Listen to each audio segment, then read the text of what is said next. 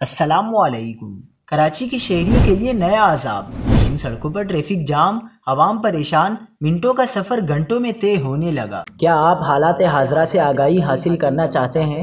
خبر کے پیچھے چھپے اصل حقائق جاننا چاہتے ہیں تو ابھی سبسکرائب کیجئے جلمل پاکستان کو اور ساتھ ہی گھنٹی کے نشان پر کلک کر دیں۔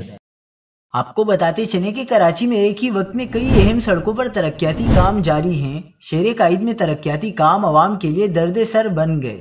ٹریفک کا دباؤ زیادہ ہو گیا ہے۔